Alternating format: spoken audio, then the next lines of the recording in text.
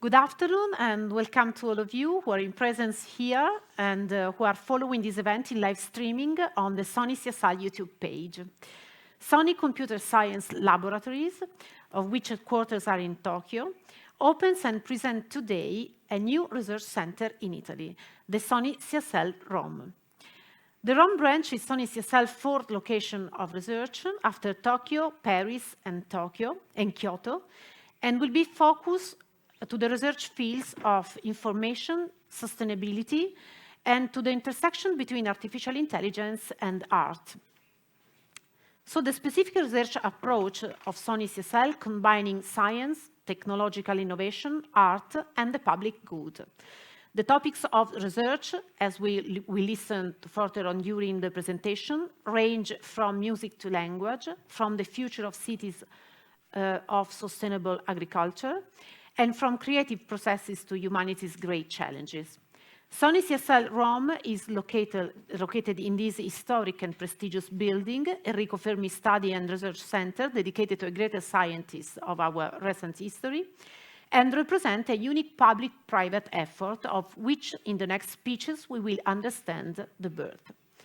This presentation is important not only to present the new project, the Sony CSL Rome project, to the public audience after the pandemic years, but inviting local and national institutions, the representatives of entrepreneurship and innovation.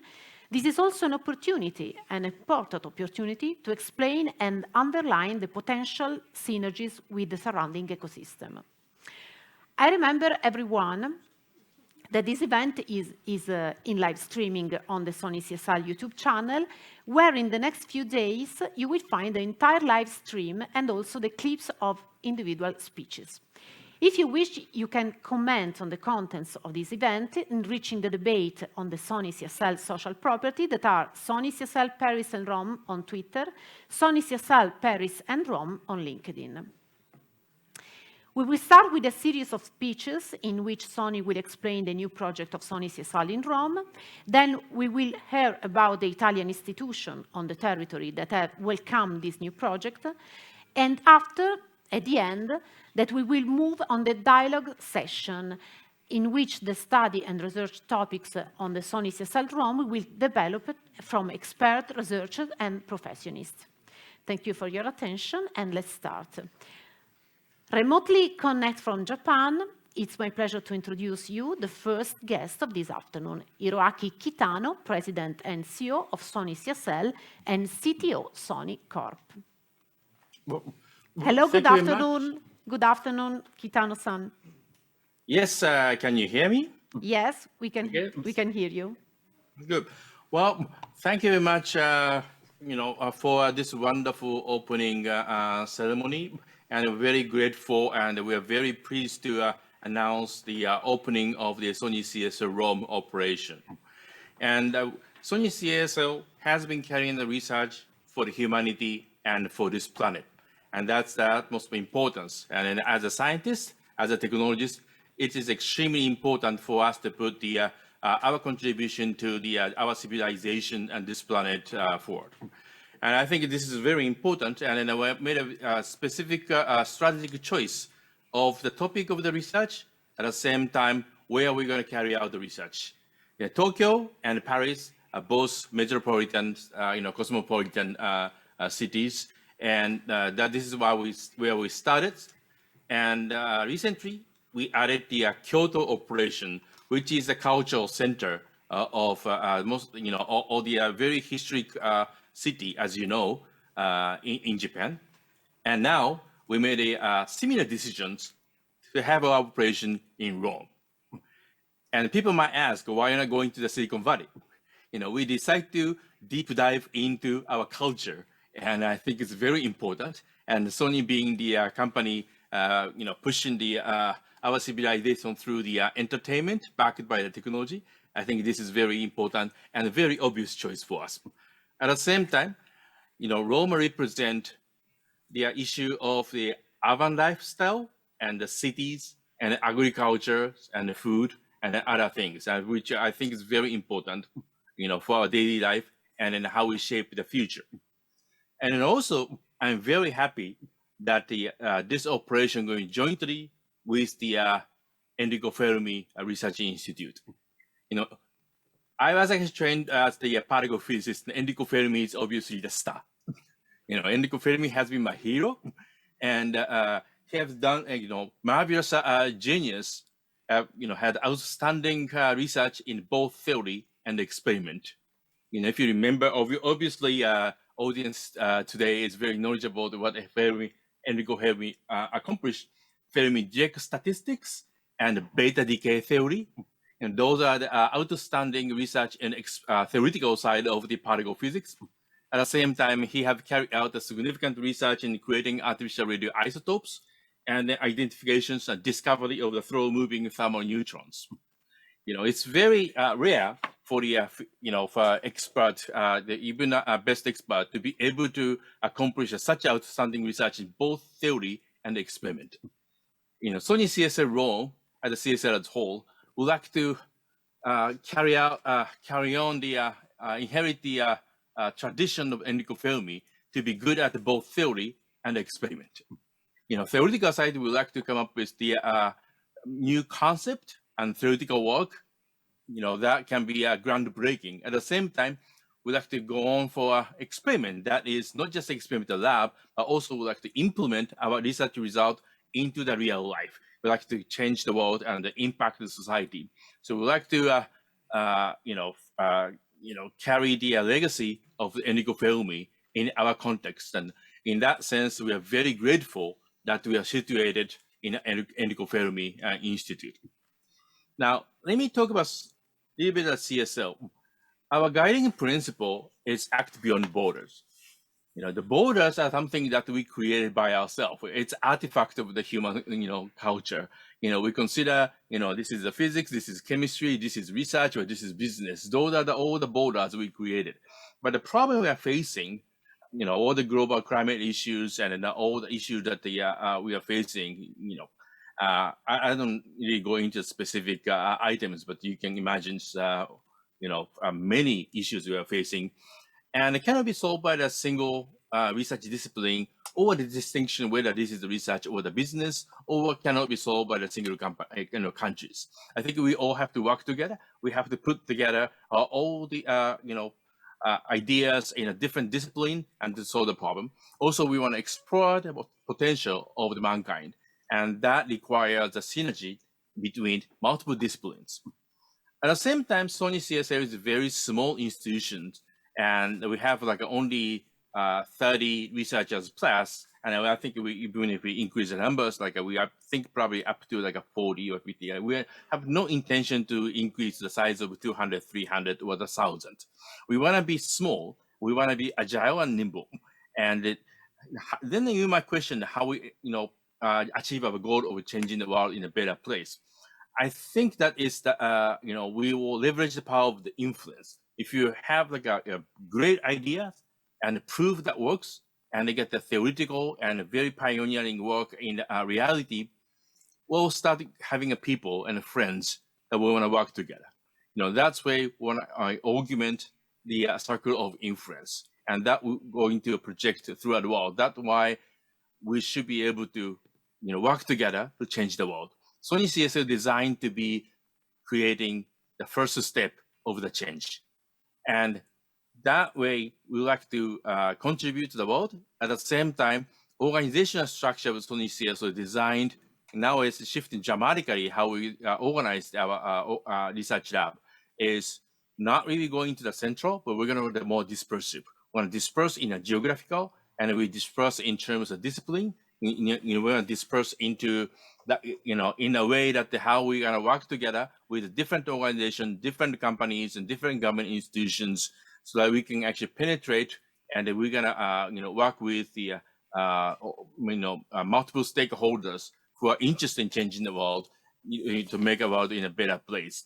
So this is what we are doing, has been doing now, and then we have a very specific topic which Vittorio will explain today, and his team will explain today. And we are very happy to be situated in Enrico Fermi and starting Rome operations. And we are very happy to be able to work together to make the world a better place in the future. and we'll do it together. Thank you very much.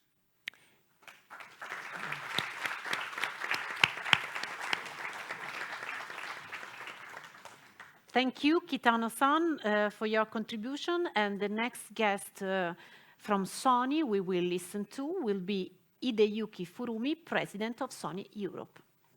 Please, you're welcome. Thank you very much for a kind introduction. Good afternoon, ladies and gentlemen. My name is Hideyuki Furumi. I'm the President of Sony Europe. On behalf of Sony Group of the companies in Europe, I'd like to say a big thank you to all of the distinguished guests who are in attendance today for this prestigious inauguration event of CSL Rome. You may know that Sony is a brand that is well known for professional as well as consumer electronics or PlayStation gaming or entertainment content such as pictures or music. But at the same time, beyond those businesses, Sony is very much committed to make the future of the world a better place. And in that regard, we are doing very strategic investment or starting of the initiatives in the region of Europe, and I should say particularly in Italy. Recently, we opened the semiconductor designing laboratories in Trento.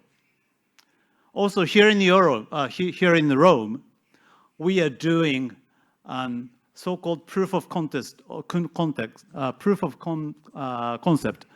or trial of a smart city utilizing our very highly capable sensing solutions.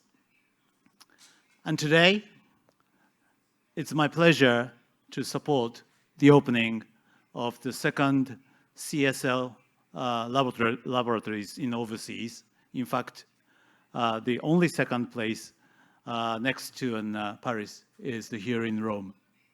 So as you know, that we are doing a lot of the strategic investment here in Italy.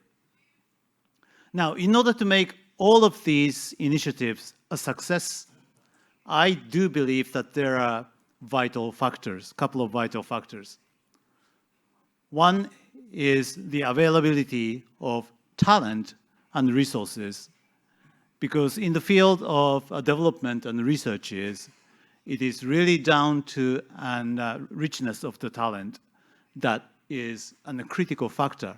And I do believe that we make the right choice of opening the laboratories here in Rome. Second, as Mr. Kitano mentioned, the very strong commitment from the Sony is a must. And third, and probably the most important factor, is the understanding, collaboration, and support by all of the partners as well as authority here in Rome. So taking this opportunity, I'd like to ask a continuous, warm, very rich support towards our initiatives for our mutual success. Thank you very much for coming to this event today.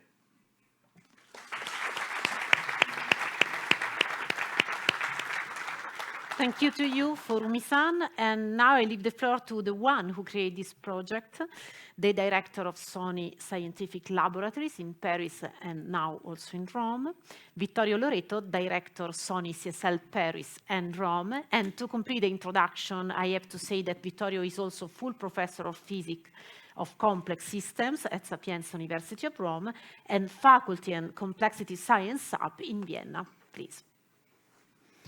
Thanks, Barbara, for the nice introduction. I'm so happy to see so many people, so many friends, so many new friends here.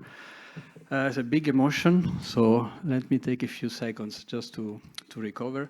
But so I will use a few slides also to support. This is a summary of what Kitano-san and Furumi-san, which I warmly thank, for their introduction, and not only, actually, also for their support to this project, I remember the endless discussion and conversation across the sea with Hiroaki, trying to discuss what is the best form for this new kind of initiative.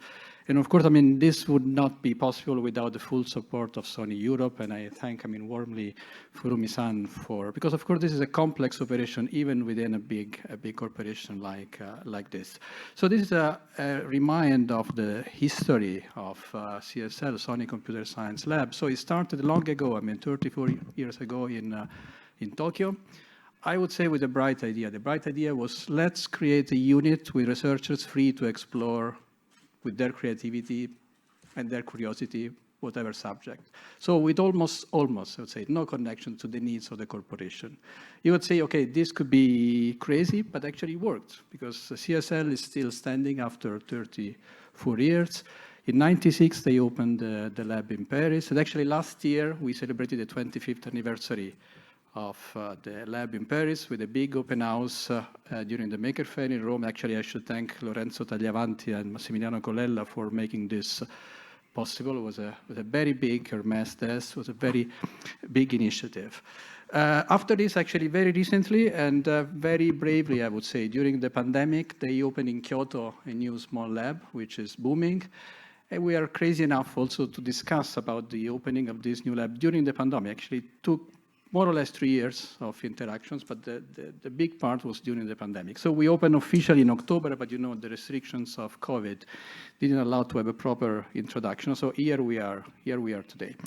I should thank also Professor Luciano Pietronero, because without him actually, and really endless conversation about how can we do a joint public-private lab in a place like this.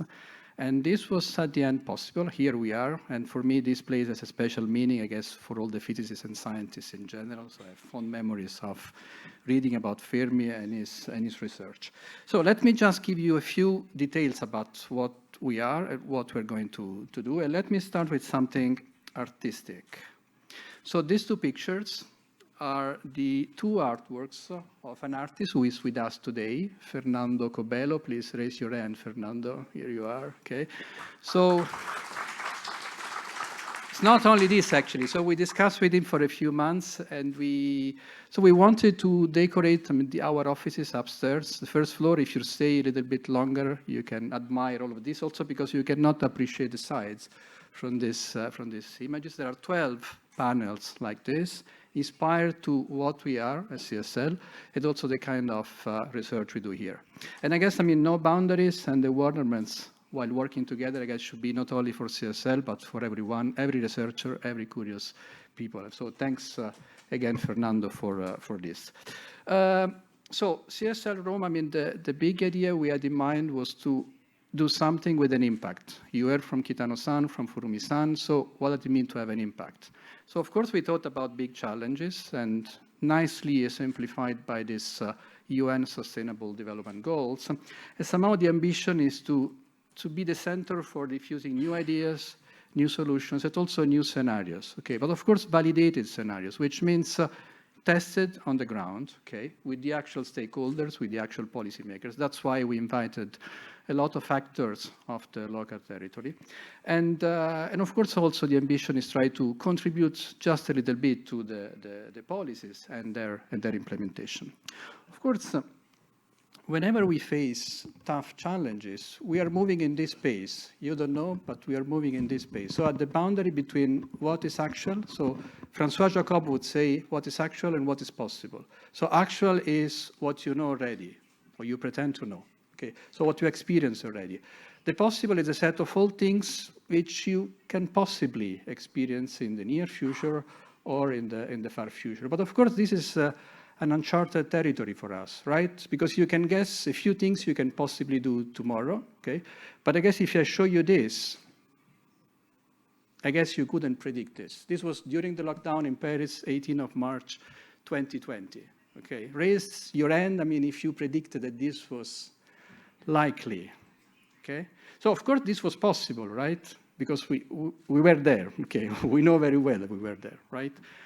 But this was possible, but not very likely. Okay, so when you face these kind of challenges, you have to think that the kind of system you are dealing with are non-stationary. So you cannot pretend that everything is not changing, okay? The statistics is known. I also, say this for whoever thinks that AI can solve everything, because of course, those kind of systems are very complex. They change over time. So we have to learn, how to adapt our tools, okay, and our methods to address these kind of challenges. And I guess we need compasses.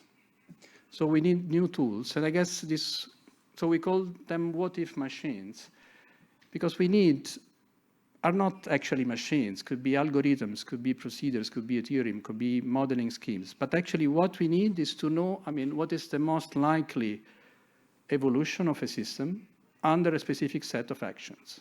And I guess, all of you, if you are involved, in policy making, sometimes in the morning you think, perhaps I should do this, but perhaps you don't know what could be the impact of this action or the set of side effects of your action, okay? So I guess these kind of tools we are trying to construct will be very important to support, our way through this space of possibilities, and of course also our creativity. So now coming closer to the research questions. Of course, CSL Rome is a sort of spin-off at the beginning of what we do in Paris, and in Paris we do mainly 4 kind of activities. One is music and AI. Music and AI means not producing music through AI, but giving musicians and artists tools to create music. And actually the music, if you stay till the cocktail, the music you will listen during the cocktail will be, actually it's been produced through our tools by the musicians in Paris. Okay. Then we have language, and of course, language is a big topic because misunderstanding is always there, and the deep meaning is a graal for even the most sophisticated natural language processing and AI tools. Then we span to agriculture. Agriculture means robotics for microfarming, which of course is very important with respect to how we produce food, how we consume food. And of course, this is integrated in the urban environment very strongly. And then there is the overarching umbrella of creativity, which means something fancy, but actually creativity means understanding how people navigate this complex space of possibilities in a way. And not only humans, also machines, because also machines are exploring this kind of space. So there are basically 3 research lines we already launched in Rome, and of course there will be more in the future. One is about sustainable cities. Actually, for each of them, you will hear a small dialogue, roughly 10 minutes at the beginning of the next session, just to have a sort of dialogue in which you understand a little bit better what is at stake. So sustainable cities, information and social dialogue. And the last one is augmented creativity, which, again, I will exploit Fernando for this. So this is how Fernando depicted augmented creativity. So the point is not delegate artificial intelligence to do the job for us. The point is, what can we do, by being helped by artificial intelligence. So the central role of human beings, I guess, is quite central for our research, and augmented creativity means precisely this. Of course, there are many directions here, so I have no time to go through all this, but of course, whenever you write or whenever you compose music, you want new tools, okay, to do this, like was a piano for Beethoven, for instance. And of course, there are the intersections between arts and technology. I'm very happy to welcome today with us Ralph Doom, who is sitting in the second row here, who is the program officer at the European Commission of this STARTS program. STARTS stands for Science, Technology, and Arts. And the idea is really to promote a close interaction, a close dialogue between artists, scientists, and technologists. We are part of this challenge in collaboration with Maxi. I see a few representatives here. We have 2 artists in residence. One of them will speak in one of this dialogue, Olga Kiseleva, I see there. And the idea is to face complex challenges about urban environments, for instance, through the collaboration of different minds. And of course, augmented creativity also means finding new solutions, new ideas. It's also finding predictive algorithms for many different domains, from patents to science, to products, to policies. Second big chapter, cities. You know how important are cities. Again, this is the interpretation of Fernando of our challenges. If you look at the left one, I mean, you can immediately see, I mean, the link with what we call now the 15-minute city, which is a sort of buzzword now. I mean, with the city sitting in one hand of a guy, so very close to our reach.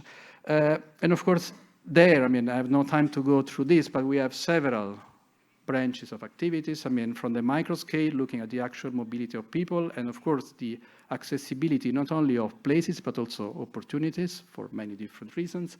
Then we have the macro scale, which is a longer time scale. Macro scale means looking at the socioeconomic indicators, their interplay, and how they affect, for instance, the quality of life or the inequality index like Gini coefficient, this kind of stuff. And then, as Furumi-san mentioned, we have also the technological side using this IMX 500 sensors, which are Sony cameras, intelligent because there is a layer, an edge of AI coupled to the camera. So whatever image you take, actually, you sort out only the metadata, but not the sensible information. So you strip out, for instance, faces, plates, car plates, this kind of stuff. So we are already deploying these sensors. There are a few sensors in Via 20 Settembre in Rome, monitoring crossroads, also for safety, for instance, or public transportation, or parking slots, this kind of stuff. Last but not the least, Infosphere.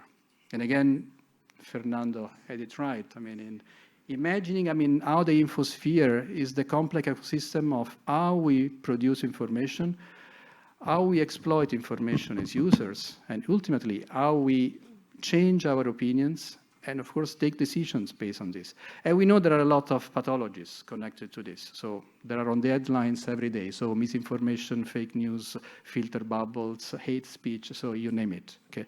So our ambition is try to find new ways, little by little, I mean, to heal somehow this kind of ecosystem. And again, here there are many things. We have to reconstruct trusts, which should be distributed. We need, I mean, a new generation of recommender system, which has to be creative. Creative means letting people explore a little bit further with respect to their comfort zone. And of course, mapping the public discourse, I mean, mapping somehow how divisive could be a specific piece of news in this situation.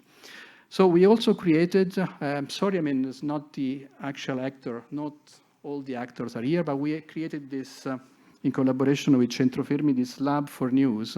So the Lab for News is supposed to interpolate, so fill the full pipeline between the basic research and the needs of editors and journalists.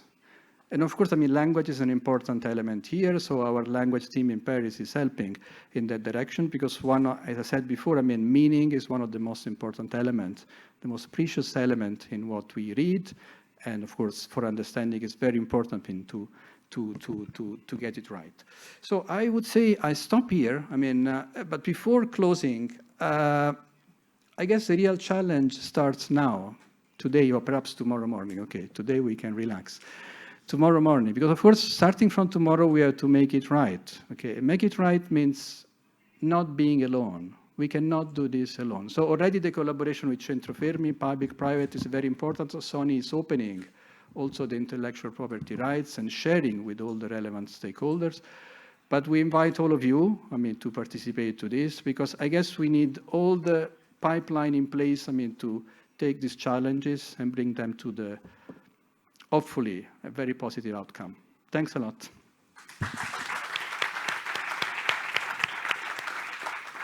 Thank you very much, Vittorio, for your important focus on the newborn Sony CSL. And now it's my pleasure to introduce the director of this amazing and historical location that will host Sony CSL Rome, the president of Enrico Fermi Research Center, Luciano Pietronero, President CREF. Thank you very much. I will not go into much technical because you will hear, but I want to tell you a little bit about emotions, which also are important for creativity. So first, my big emotion today is to see you all here, to see this place full. For 2 years, you know, I was nominated 2.5 years ago by this guy in the first line, Lorenzo Fioramonti, who was for me the minister and represented the government. And since for 2 years, apart from the first months, I've seen this beautiful aula empty. was real sorrow and suffering. So first, I thank you all individually for coming here and for doing what we should do, enjoy activities and be active, happy, and everything. So I have a real emotion to see this aula full. Thanks a lot. I hope we'll do it again many, many times, every day if possible. Okay, so this is my first feeling. The second feeling is that I'm here since 2.5 years, but this place as a scientific entity was established 20 years ago by Athos De Luca. Athos De Luca was a senator, and together with an initiative of the so-called Via Panisperna Association and so on, they pushed the idea that this historical location where, things have happened really in the history, not only of science, but of the world, happened here. So this historical location would be again a scientific institution. This happened in 1999, so many, many years ago, by Athos De Luca. However, this place was full of, police or people from the Ministry of Internal Affairs. So it took many, many years, to somehow to move these people, to restore this building, very nicely restored. And finally, the building was ready at the end of 2019, more or less when I was appointed. So I had this fantastic opportunity to have an empty building. Usually one has the opposite problem. If you go to university, I spent more than 30 years at Sapienza and about 15 years, more or less, as director of something at CNR as well. So often the problem is, where to find some space for people. And here was the opposite. Here we had a white sheet for the project and an empty building, which on one hand is nice, on the other hand is a big responsibility. Anyhow, I try to enjoy and do my best also with many friends, and here a little bit experiences came to help me. Once you are sort of old, you know a few things. Many things are negative, but experience helps. My experience was that having worked a lot with the university, Sapienza mostly, also others abroad, I spent many years in other countries and 10 years in industry, in Xerox, US, and Brown Boveri in Zurich. So it is not by accident that you see the industry here. It comes from my young youth of an industry researcher. And I have to tell you that for me, industry was a place where I was very free. I was more free in the industry than as a university professor. When I say these people are astonished, but it was a different time. The situation was much better for research in industry. But somehow I spent years in industry which were very free. Of course, I helped the people around me, but this left me a huge amount of free time. And I think this is a big value because, industry is fundamental in modern society. And in Italy, sometimes young students have the impression that industry just wants to make money, but this is not really what it is. Every place where you eat 3 times a day, that you have breakfast, lunch, and dinner, every nation that has this characteristic has a healthy industry. So industry is part of our life. We have to have a good relation between academia, science, and industry. It should be mutually respectful, so nobody should take over. And together we should do very nice things. And personally, I had a very positive experience. So for me, the relation with industry was always something to look forward, and where Italy is relatively weak. The technology transfer problem in Italy is not our strongest point. Science is proportionally better off, but tech transfer is somewhat weak.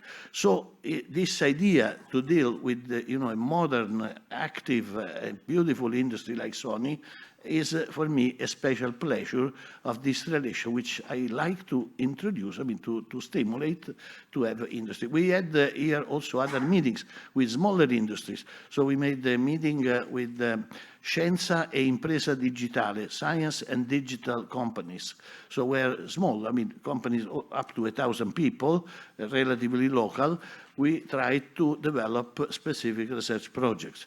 So this is for me something from my youth, okay? And so I'm especially glad that this now is happening. The second thing is that when I decided to come back to Italy, I was somehow pretty competitive as a young guy, so I had many offers. I don't tell you where, but I mean US, Germany, etc. And I decided, okay, I want to try Rome. You know, I grew up there. After all, for theoretical physics is good. And this was a good bet because what I found in Rome was a lot of traffic, a relatively inefficient system of transportation, something a little bit messy. Of course, it's beautiful, I mean. But I found marvelous students, you know. That was my strength, I mean, their strength. So one guy once he looked at my CV and he said, you know what, in your CV, the best part is the list of your students. Now this I took, I mean, I didn't know whether to take it positive or negative, but I decided that it is positive. So now I have in my office all the theses, 170 laurea or PhD theses are behind me with all the names. Everybody who comes looks for his name. And of course, a very prominent member of this list is Vittorio. So this is for me a special pleasure. And it was these great students were the strength. So I never regretted not to go in more prestigious, or at least formally prestigious places, I mean, with respect to Rome and Italy, because with the students, we could achieve a lot of things. And today we see one of these results. So the industry, the very good students, something original. So what we did with this white piece of sheet in the empty room, we decided to go for something original. I mean, we cannot be the copy of CNR or INFN or Sapienza. We should do something original. I had a lot of experience with CNR and Sapienza, and I knew the good points and some of the problematic things. So, for example, Sapienza is the place where there are many, many brilliant students. This is the strength of the place. On the other hand, university in Italy is made in compartments. The raggruppamenti disciplinari, it is something horrible. I mean, if you want to get a position, you have to work only in one field. It is a sort of absurd limitation. It is a historical whatever, I mean, but this we should try to eliminate. On the other hand, in CNR, this limitation is not there. CNR was much more open to interdisciplinary stuff.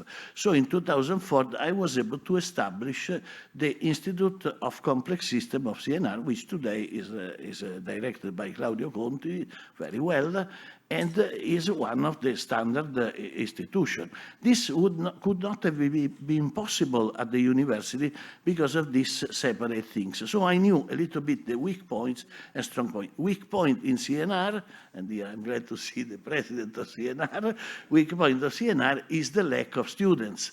Because if you don't put young students, PhD and so on, these CNR institutes tend to be a little bit monady, isolated entities. So university has a lot of action with new people, students. On the other hand, it has the limitations in the areas, scientific area. CNR is more open in the scientific area. It has the problem of not having the students. So I knew all these things, and then I decided to take the best out of this new place that we have here. So the first thing I did, I established the PhD program. Okay, so we have a PhD program with Rome 1, Rome Sapienza, Tor Vergata, and Rome 3, and every year 5 or 6 or more students come here with the PhD of the Fermi Center, so we have a continuous flow. Of course, we try to interact with everybody, with Sapienza, with CNR, etc., but on which topics? So the topics should be original, should have an identity here, so there should be a characteristic of that something is done here. It should not be just one addendum to standard activities, which can be, of course, marvelous, but I mean, we should define this identity of activities. So where to go? Well, you know, physics, chemistry, biology, and mathematics are entities that were defined 2 or 3 centuries ago. But still, we have walls. We have the walls of physics department, the walls of chemistry. So we can go across these walls. And this here is easy. We decide ourselves. You know, it's a small group. So this is the agility of the place. When I established the Institute of Complex Systems, also we went in this direction. And now here we can go one step further, because this, after all, is a national institution.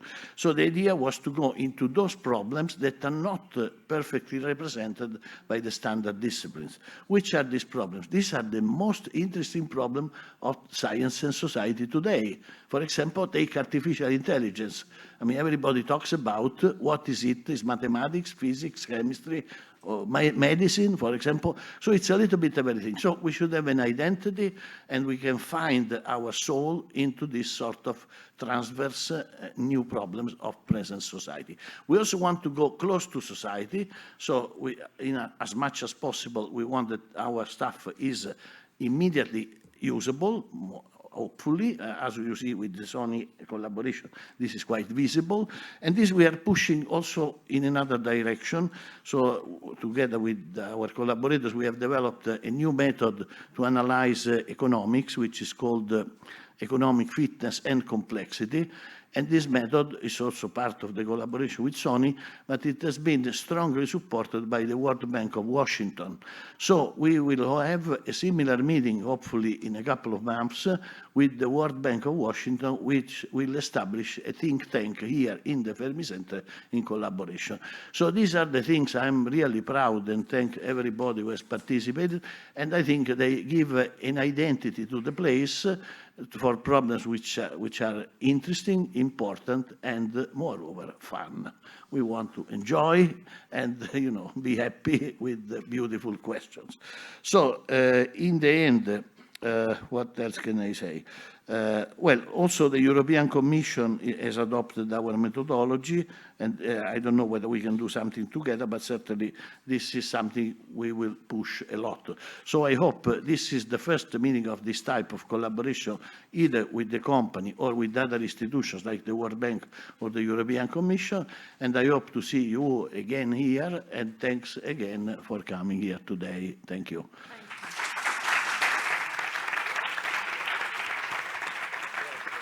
Thank you, President. And now the next speaker will be Ambassador Tsukasa Hirota, Deputy Head of Mission, Japanese Embassy in Italy.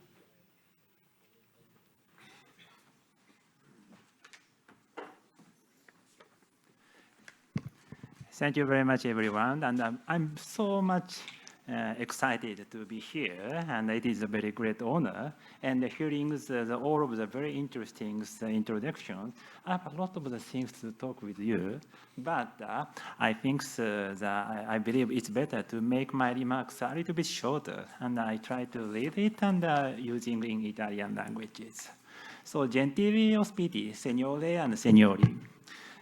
Consentitemi innanzitutto di ringraziare il professor Vittorio Loreto per avermi inviato a partecipare a un'iniziativa di così grande rilevanza. È per me un onore essere qui con voi oggi. I laboratori di ricerca di Sony impiantato in Giappone, così come a Parigi, hanno già fornito preziosi contributi dall'altissimo valore scientifico. Ad essi si aggiunge oggi il laboratorio di Roma nella bellissima cornice del centro di ricerca Enrico Fermi. In questo storico palazzo, luogo simbolo della scienza e dell'innovazione che fin dagli anni 30 ha accolto le idee di giovani brillanti scienziati. L'inaugurazione del Sony CSL di Roma rappresenta una sfida ma soprattutto una grande opportunità, incubatore di scienza, tecnologie all'avanguardia. Pensiamo per esempio all'intelligenza artificiale e idea innovativa. Il laboratorio apporterà un fondamentale contributo innovativo allo sviluppo sostenibile e fornirà soluzioni avanzate utili all'economia e all'ambiente. In questi 2 anni di pandemia, la tecnologia e innovazione ci hanno consentito non solamente di poter continuare a lavorare e portare avanti le nostre attività, seppure con difficoltà e fatica, ma anche di mantenere un contatto umano con i nostri cari, anche nei momenti più bui e duri. Mai come oggi, siamo dunque consci di quanto città sostenibili, salute, ambiente e sviluppo inclusivo siano la chiave per la costruzione di una società futura a misura di essere umano, democratica e pacifica. Auguro dunque al professore Loreto e a tutti gli scienziati che qui potranno portare avanti le proprie ricerche un grande successo che sono certo non tarderà ad arrivare. Grazie mille. Thank you very much. Thank you. Thank you, Ambassador Tsukasa Hirota, and he was the minister. The next speaker was Minister of MUR, Italian Minister of University and Research, when CREF was born. He saw the birth of this place and its various projects. I'm honored to introduce you Lorenzo Fioramonti, member of the Italian Parliament.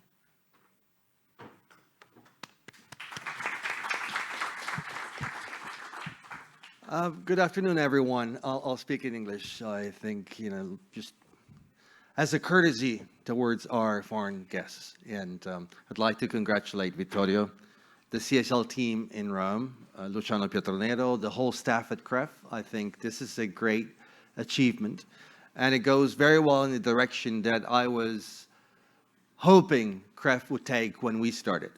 At the beginning, when Professor Pietronero and I discussed what to do with this place, because of its history, because of its image, because of its reputation, because of what it means for the city of Rome, the idea was that it needs to be relevant. We don't want another museum. We have enough museums in this city. We do need something which is practical, that can help, especially those that want to make Rome a better place, become a better place. And as a policymaker, I can tell you that we desperately need ideas. We desperately need tools.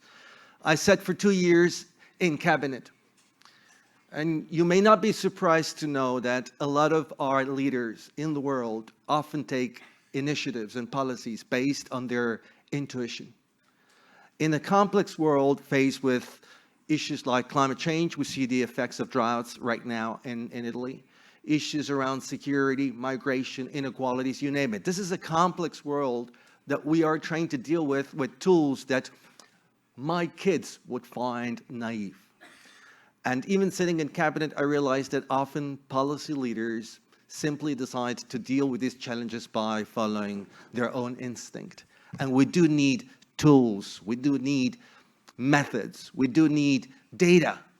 We often talk about complexity these days, but how do we deal with complexity? We deal with it in words, but do we really know how to deal successfully with complexity without using tools, without using technology? So what I see coming out of this Sony CSL initiative is exactly this.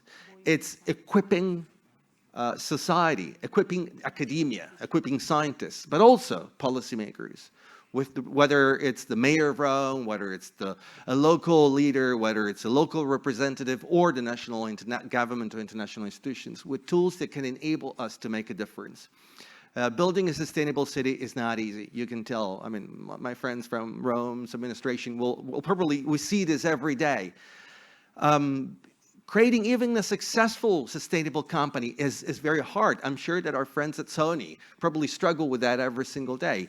We do need better tools. And what Sony CSL will be doing here, whether it's in the field of agribusiness, sustainable food systems, sustainable cities, whether it's in the field of people-driven, people-centered technology and artificial intelligence. This is, Vittorio, I think, a very important issue. How do we make sure, as you've said, that we don't work for technology, but technology works for us?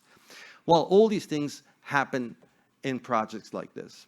So I'd like to conclude this reflection by saying this is a great example of industry-academia collaboration. It's a very good example of public-private partnership.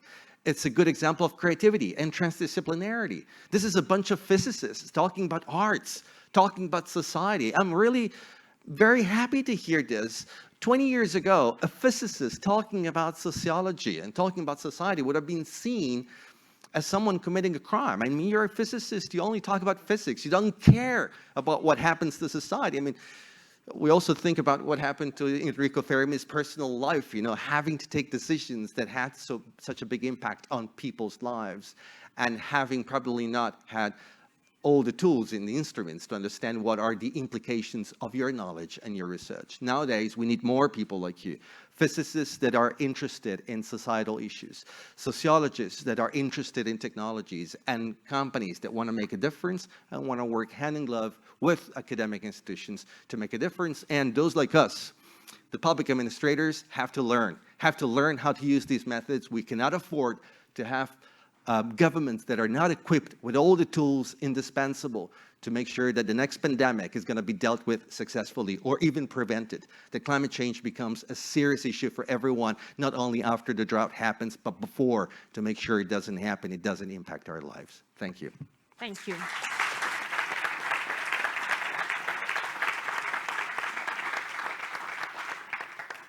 Thank you, Lorenzo Fioramonti. And as I said before, the city of Rome believed in this project and decided to host it in this important building, which is the headquarters of a central institution for the city. The next guest will be a representative of the city institution, and it's my pleasure to introduce you Monica Lucarelli, Rome Municipality Councillor for the Productive Activities and Equal Opportunities.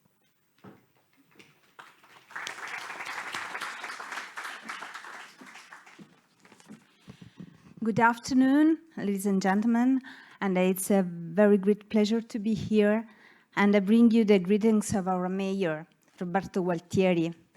And it's very impressive to hear you and the vision you have, and we are really happy that you decided to base this new research center here in Rome. Nowadays, Rome is changing its skin. The change is happening, and it's focusing in the area of technological development. Why should we focus on this vocation? Why in Rome? Because it's through research and innovation that this administration aims to revitalize the economic ecosystem of the city. I don't need to explain to you which can be the impact of this change. We believe that Rome can exploit this transition for creating new businesses, new experimentations, new services, new jobs, and the new wealth for the city. Furthermore, innovation, technology, and entrepreneurship are central to phase one of this country's main issues: the mismatch between the research and the business worlds. It is no longer acceptable that Rome, as the city with the highest number of universities and students in Europe, is still experiencing this incongruity. Therefore, it is essential to reconnect and support the technological transfer between academia and corporates. From the very beginning, a student should be able to advance his or her career within the university walls, but at the same time, he or she should be able to develop the idea and synergy with the productive sector. The collaboration among different players is the key for the creation of value for all actors involved, and for the city first and foremost.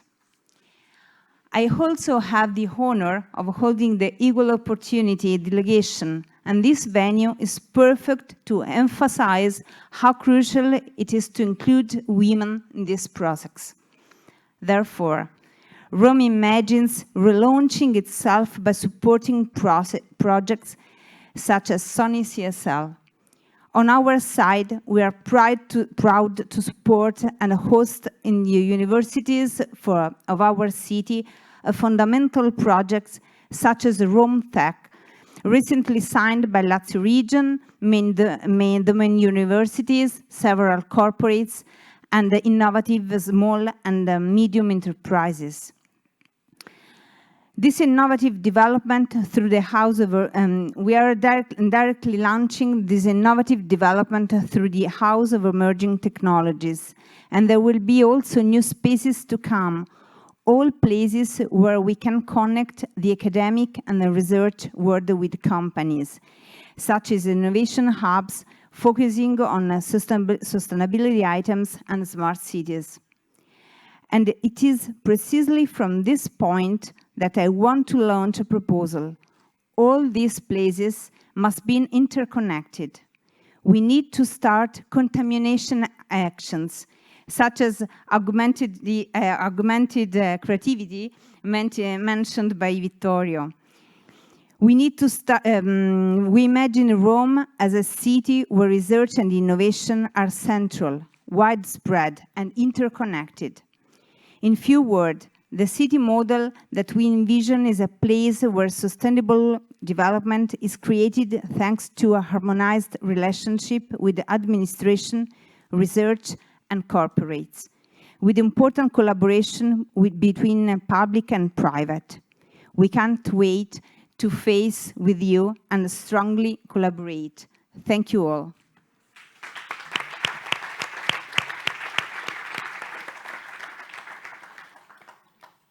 Thank you to you. And the public-private relationship was fundamental to carry out this kind of project.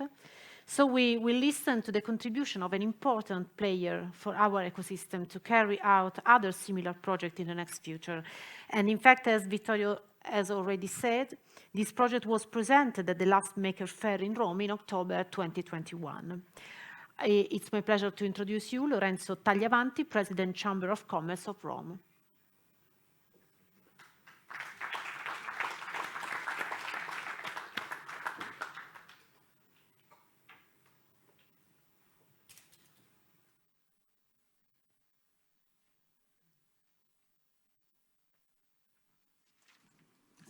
Buonasera a tutti.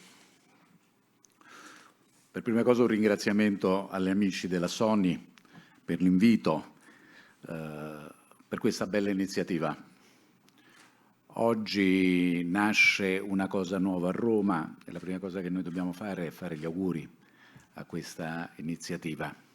Perché dobbiamo fare gli auguri? Non soltanto perché questa premia, permettetemelo di dire, la determinazione di Vittorio Loreto, che parlavamo 3 anni fa della possibilità di portare qui a Roma questa bellissima esperienza della Sony, una grande multinazionale globale che sta facendo tanto bene non soltanto in Giappone ma anche in Europa.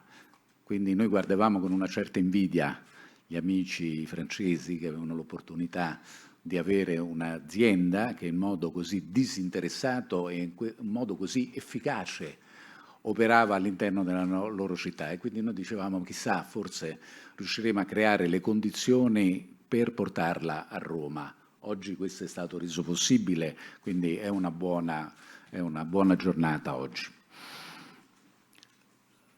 Sicuramente noi abbiamo di fronte, mai come in questo momento, un futuro incerto. Va a dire nulla è come prima. Tutto si muove molto rapidamente. Nessuno può dire la mia esperienza è in grado di poter fare le scelte giuste. Ho tutti gli elementi per comprendere quello che si deve fare.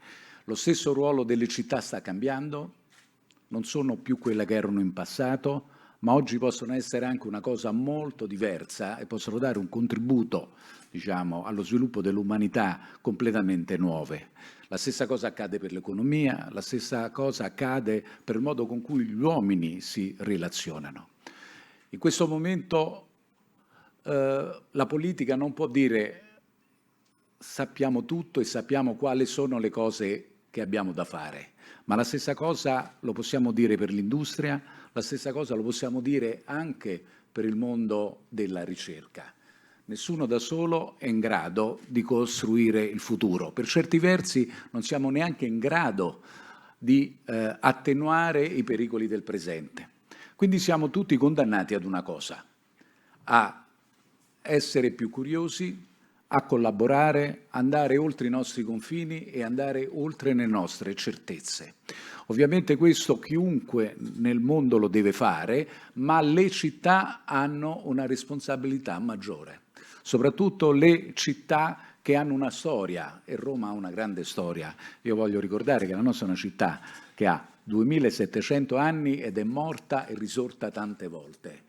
E tutte le volte è stata in grado di dire qualcosa, non solo a Roma, agli italiani, ma al mondo stesso.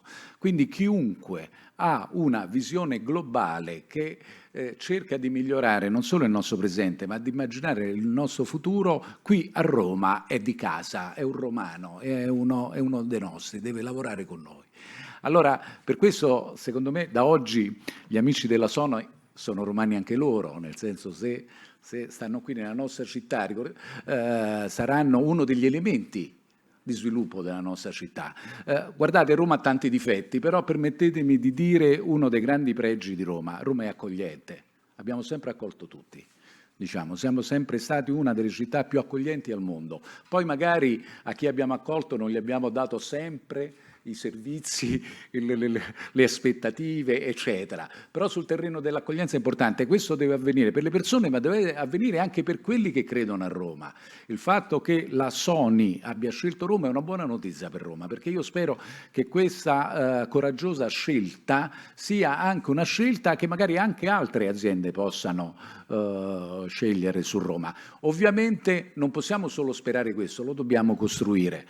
La Camera di Commercio, ma vedo qui gli amici della Regione, gli amici del Comune, gli amici del Parlamento, dipende anche da noi italiani a rendere appetibili, diciamo, la nostra città e renderla quindi non solo accogliente ma anche efficiente. Quindi da questo punto di vista oggi questo seme importante che tra l'altro mettiamo in un contesto importantissimo, quello dei ragazzi di via Panisperma, già qui Roma e l'Italia ha parlato al mondo, no? Grazie ad un gruppo di giovani, allora giovani e di grandi scienziati, quindi Roma l'ha fatto e lo può continuare a fare. Quindi con questo augurio faccio veramente un augurio di cuore a questo esperimento e veramente un ringraziamento anche questo di cuore agli amici della Sony. Grazie.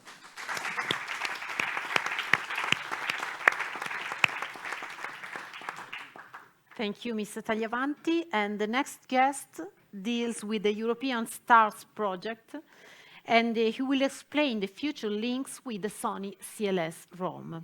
It's my pleasure to introduce you Ralph Doom, EU Commission Stars program.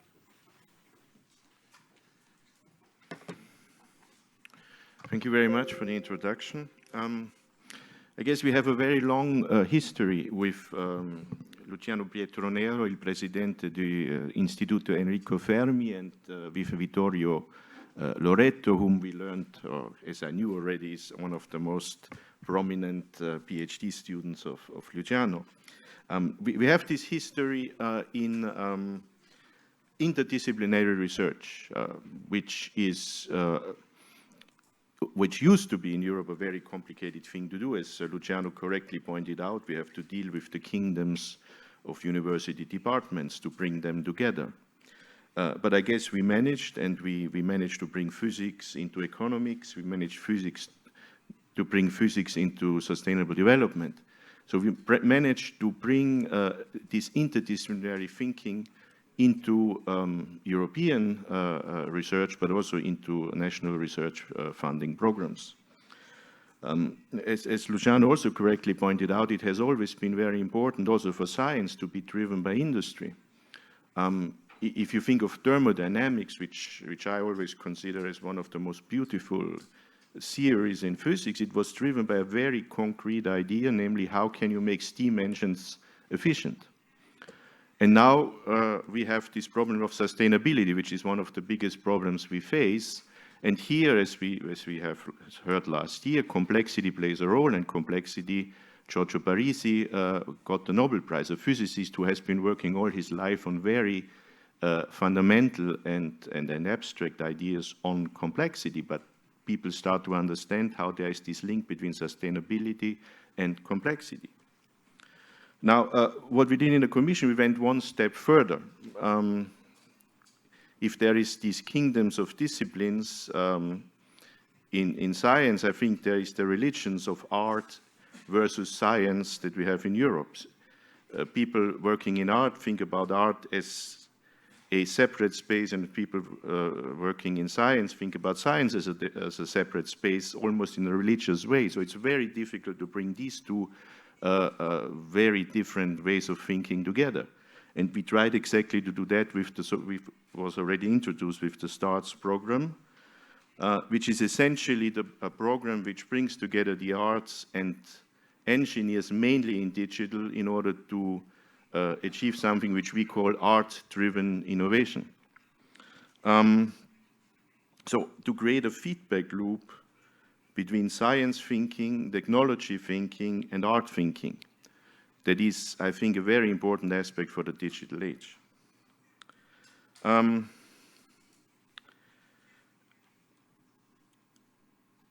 If artists work with digital, of course, the idea is that they help engineers find new ways of thinking, but on the other hand, also to create artworks, and because this is what artists do, right?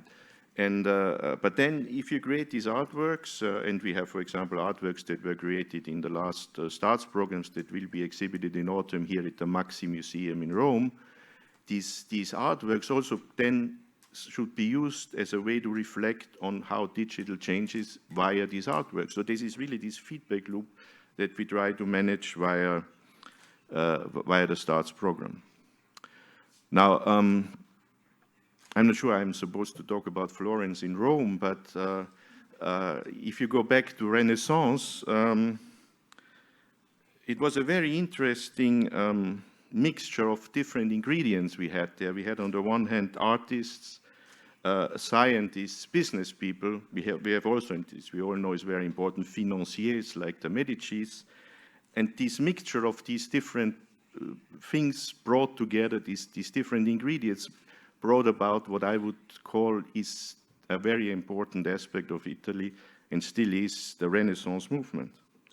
Now, what we're trying to do with STARTS in a new project that we developed together with the European Parliament is the so-called STARTS regional centers. It would be a bit too ambitious to say this is reinventing Renaissance, but the idea is that in these STARTS regional centers, we bring together artists, scientists, engineers, and also foundations in order to think about sustainable development on the regional level. And I think this is a very important aspect. It goes back to what I said earlier.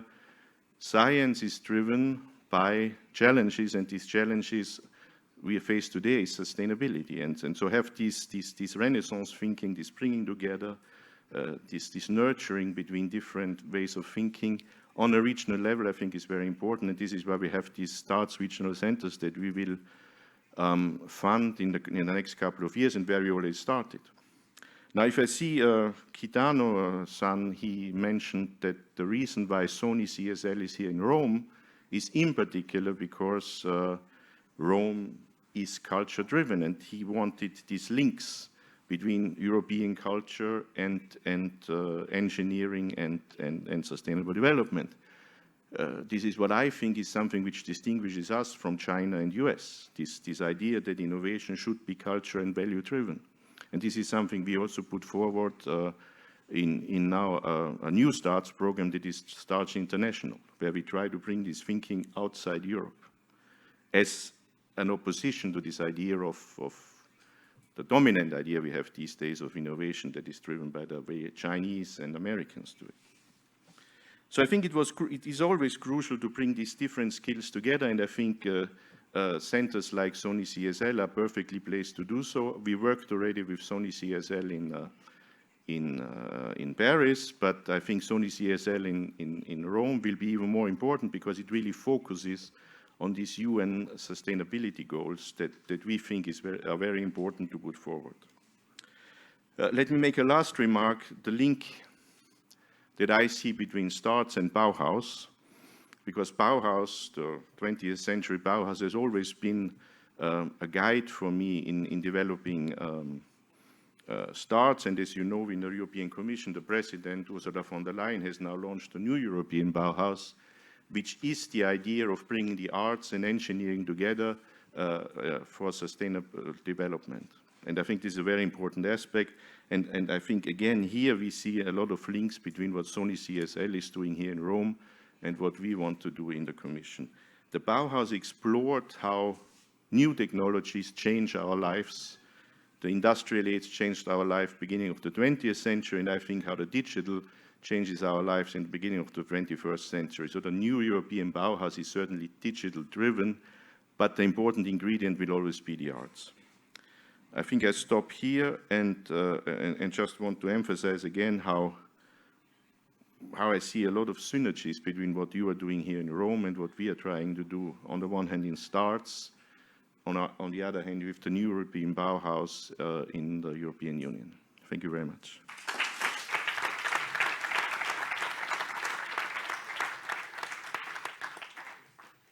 Thank you, Mr. Doom. And the next guest concludes the institutional speeches session on this afternoon and show the interest on this territory for the new Sony CSL Rome project. I'm honored to introduce you Paolo Ornelli, Counselor for Economic Development, Commerce and Handicraft, University, Research, Startup and Innovation of Lazio Region.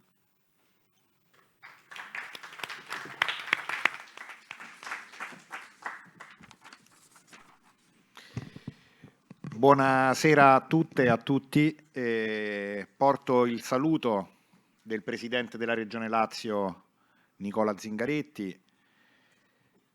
È molto emozionante essere qui, in questo luogo che descrive bene il valore delle radici della ricerca italiana, ed è anche un grandissimo piacere accogliere, salutare, ringraziare Sony, che ha scelto di aprire qui a Roma e qui in questo luogo questo centro di ricerca, una scelta nata nei mesi passati, che oggi diventa ufficiale, ed è un'ottima notizia per Roma e un'ottima notizia per il nostro paese.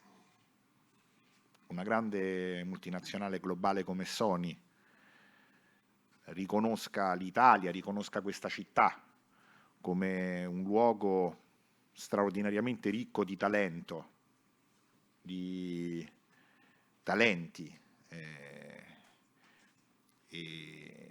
e decida di aprire qui. Io penso che oggi noi abbiamo una delle chiavi di cui abbiamo bisogno per progettare un futuro migliore.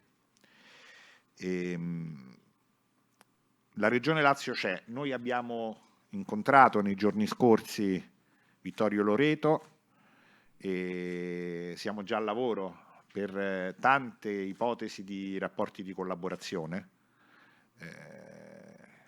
Noi dobbiamo insistere. Il progetto di Sony trova molti punti di convergenza con la strategia che stiamo mettendo in campo per uscire dal Covid, per avviare la nuova programmazione, i grandi investimenti del PNRR. Il nostro principale punto di forza sono le persone che stanno in questa sala, sono le ricercatrici e i ricercatori, la scienza e questo straordinario patrimonio che non sempre è riuscito a stare dentro il nostro paese come un vero e proprio ecosistema e non sempre è riuscito a vincere la sfida del collegamento strategico tra industria, impresa, conoscenza, scienza, per provare a generare qualcosa di nuovo. La novità è che però in realtà questo sta già accadendo. Abbiamo vinto la sfida del Covid grazie alla scienza, è è cresciuto in questi anni un ecosistema dell'innovazione a Roma e nel Lazio. Ha detto l'assessora allo sviluppo economico del Comune di Roma, del Rome Technopole. Il Rome Technopole è un progetto molto importante che dialoga in modo totalmente naturale con un colosso multinazionale come Sony. Cosa sarà il Rome Technopole? Il Rome Technopole è intanto un progetto che nasce da 7 università pubbliche, 4 centri di ricerca nazionali di livello internazionale, 20 imprese anche di tipo multinazionali, PMI, istituzioni pubbliche, camere di commercio, c'è l'ecosistema che si mette insieme per fare che cosa? Per fare un centro di ricerca e di alta formazione politecnica che possa farci fare un salto di qualità per affrontare le sfide tecnologiche più rilevanti del nostro tempo, sulla salute, sulla transizione digitale, sulla transizione ecologica, e non è l'unico progetto.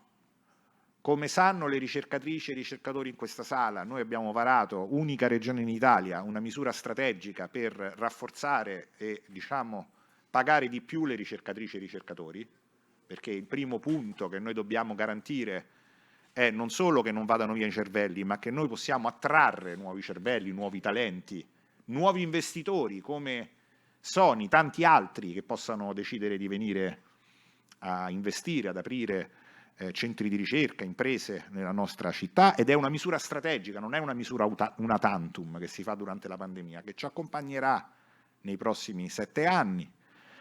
Nelle prossime settimane partiranno già i bandi della nuova programmazione europea, bandi interessanti di cui anche con Vittorio Loreto abbiamo parlato qualche giorno fa, e che saranno di sicuro interesse anche per il centro di ricerca Enrico Fermi, per il CNRR, per le università. Un investimento senza precedenti sulle infrastrutture aperte di ricerca per la Regione Lazio, raddoppiando le risorse del precedente ciclo di programmazione, perché luoghi come questo, dove già si incontrano università, ricerca pubblica, luoghi della scienza e grandi imprese, possano anche diventare luoghi dove una parte del tempo venga messo a disposizione di chi non può accedere da solo alla conoscenza, perché la sfida è il trasferimento tecnologico, ma è anche il trasferimento della conoscenza. Se vogliamo davvero cambiare, se vogliamo davvero costruire un nuovo modello di sviluppo più sostenibile, più inclusivo, più capace di rispondere alle sfide complesse del nostro tempo. E ancora, qui in questa sala ci sono sicuramente, perché ho visto che già in questo centro di ricerca che apre Sony ci sono ricercatori che hanno vinto il bando dei dottorati industriali che noi facciamo e che pubblicheremo anche nelle prossime settimane, per insistere come un'ossessione, cioè a moltiplicare le opportunità per connettere sempre di più mondo dell'università, mondo dell'industria, per passare dalla descrizione di un territorio straordinariamente ricco di talento, di cervelli, di tante cose bellissime che accadono, a un vero e proprio ecosistema connesso. E noi ci vogliamo essere. Mi piacerebbe nei prossimi mesi firmare con Sony un vero e proprio accordo di collaborazione, perché i temi di questo centro di ricerca sono temi che stanno dentro la Smart Specialization Strategy della Regione Lazio. Le sfide tecnologiche che si intendono affrontare qui sono le stesse che vogliamo affrontare noi con la nuova programmazione, e il mio messaggio è continuiamo su questa strada, soprattutto continuate su questa strada.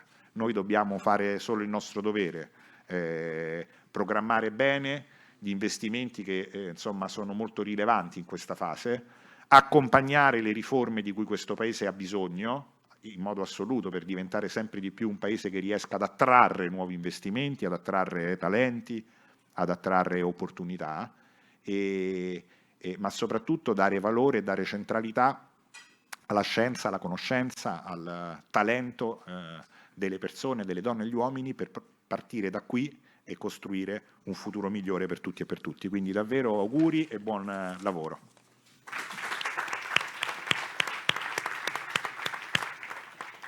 Thanks, Mr. Ornelli, for the contribution and the interesting ideas you shared. And I thank all the institutional guests who took part in this first presentation of the Sony CSL Rome project. And now, as Vittorio mentioned in his presentation, the new laboratory in Rome focuses on 3 main research areas.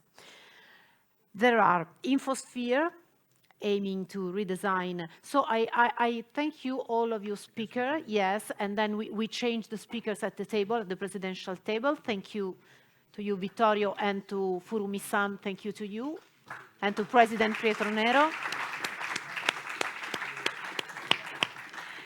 And so, as I said before, the 3 main research areas are Infosphere, aiming to redesign information technology to make information more accessible and online social dialogue more transparent, understandable, and healthy. Sustainable cities, aiming to develop new tools for understanding urban environments and creating predictive scenarios to make them more sustainable, to improve living conditions of its citizens. And Augmented Creativity, exploring how AI can grasp the complexity of open-ended systems, support creativity in the arts, and help people find original, brilliant, innovative, and practical solutions. Now it's time for each dialogue on the 3 research areas that will last 10 minutes. The first dialogue will be on sustainable cities topic, and it will play between Mr. Bernardo Monecchi, researcher at Sony CSL and co-principal investigator for sustainability research, line at Sony CSL Rome, and Luca Montuori, urban planning professor at Roma Tre University. I therefore invite the 2 speakers to sit at the table. You are welcome. Welcome to Luca Montuori and Bernardo Monecchi. And I will do the same thing, with the next 2 for the next one's dialogues.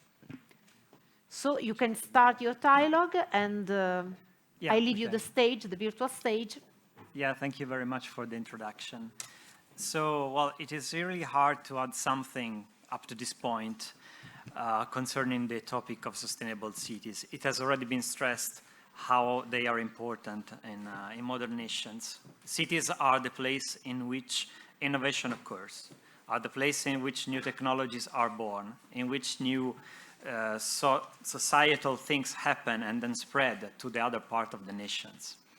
And so they are the centers in which the new crisis that we are going to face needs to be addressed.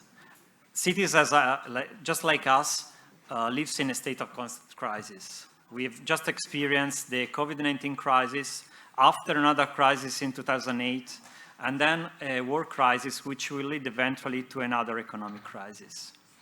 And if you think that we can already foresee that other things are going to happen, so we will have problems with climate, the lack of water, and the only way in which we can address these issues in an efficient manner is with knowledge, science, and technology. And when I say knowledge, science, and technology, I mean that there is something which is very much needed to start the whole process, which is data. Data is at the core of every scientific advancement, and it's lacking most of the time in cities. Data, of course, by itself, it's not enough. It's missing. Sometimes you don't have it. You cannot really understand what's going on in certain cities. For example, how the way in which people move within cities has changed after COVID-19. In many cases, we know. In many others, we don't. But of course, that is not enough. Data has to be processed. You need ways to process data, to extract value, information from data, and to make forecasts out of it, to steer the way in which cities should be designed in the future. And there are many examples, successful examples, in which this virtuous process of getting data, extracting information, and then informing public decision has already been applied. I can say colleague here, Luca Montuori, has a lot of them to explain to you today. So I leave the word to him for a while. Yeah.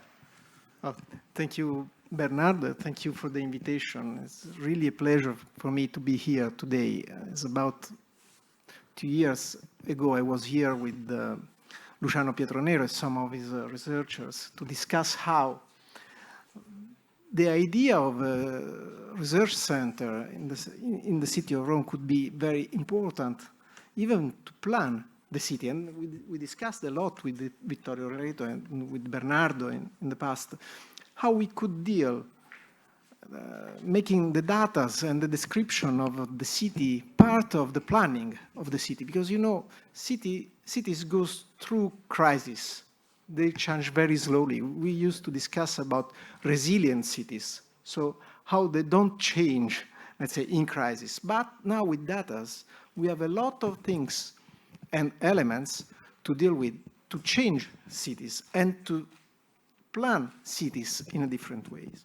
So we have to deal with this complexity and high-speed transformations, and on the other part, with the instruments that are slow. So we have to deal through strategies and plans. That is not so evident for us. So as urbanists, we deal with laws, with very boring elements. And on the other part, we are really interested in how description and narration of cities, because these are two elements that are very important, because data not only can describe cities in an objective way, they can narrate how cities are really living. So it's more in a subjective way.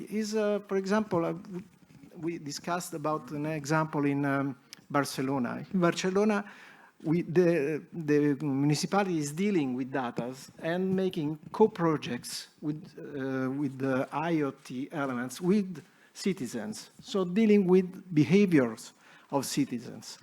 And this switch from a static representation of the city that is typical from urban plans to that dynamic representation of cities. And this is what Sony Lab and, of course, a lot of researchers can help to switch from an old determinist, let's say, view of the city to a new dynamic and strategic view of the city. Yes, you also mentioned at some point that what this kind of approach that we at Sony CSL are capable of doing can help to bring to light a lot of virtuous systems that are already in the city but are not known. For example, I do remember that you mentioned some ecosystems of economic activities that are actually hidden, that are excellent centers, but you just don't know they're there. Yes, as some speakers said before, we are not sure about nothing today. So I think that policies for the city had to be able to build the infrastructure to let things happen. So we have a strong informal life in the city that is not illegal. Let's say informal. Is a way to stay in the city, very important. And we can't plan everything in the city. It's important to have the infrastructure to let all these ecosystems live, to bring them to light. In the last years in Rome, we discussed about ecosystem for agri-food, for example, with the Camera di Commercio, or even the Technopole that today arrived to a formal definition, started discussing with the universities about a new pole in Rome to bring all these elements together to let these ecosystems live, not in a static, let's say, adding new laws, new schemes, and new elements, but bringing really infrastructures through data and strategic views exactly to go in this direction. Yes, and what I'd like to stress here as a conclusion of our very brief dialogue is that I think that Sony CSL has all the capabilities to be a relevant actor in this change that's going to happen in the future. When I say relevant actor, I mean that we have the capabilities not just to generate data with this important IMX 500 POC that has already been mentioned, which can get a lot of information on what's going on, but also to process the data and extract value from it. So we just don't collect it, we understand it, we provide relevant information, and moreover, we can make forecasts and help decision makers to design new scenarios for the future. We have a very interesting platform, 15-Minute City platform. It's a very hot topic nowadays that help you in this direction. So you can see what's going on there from the data that we have. You can understand what's going on, and then you can design something new from your ideas. And what we do is help you understand the impact of what you want to do with the city. So as a last remark, I really like the idea here at Sony CSL Rome that we try to be part of a larger ecosystem of public administrations, of enterprises, of universities that go in this direction to have an impact with data science, with data processing, and with sustainable cities in general. So I guess that's it. Yes, I think that's it. Just a last remark. What is very important for cities is to be able to deal with data, and not only to receive from different institutions data, but even to be owners of data and provide data to people who analyze to address policies. Otherwise, we receive policies from private sector, and of course, this is not the case of Sony, but we have to be able to deal with all this structure and to address exactly in the direction that strategists and policymakers want to go for the future of the cities. This is very important, and this is what we should discuss, even, I think, in the city for the future. Yes, of course. Thank you very much. Thank you to Mr. Bernardo Monecchi and to Mr. Luca Montuori. And I introduce and invite the next two speakers on the table for the second dialogue that will be on infosphere topic. And it will be played between Mr. Pietro Gravino, researcher at Sony CSL and co-principal investigator for the infosphere research line at Sony CSL Rome. Welcome. And Mr. Marco Del Mastro, social scientist, author of several books and scientific publications, currently at CREF and Ca' Foscari University, and he also member of IRIS Academic Research Group.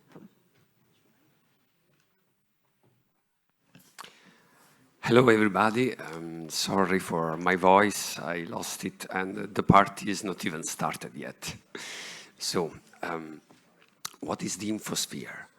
The infosphere can be defined as the metaphysical realm of information, data, knowledge, communications, and expressions in general.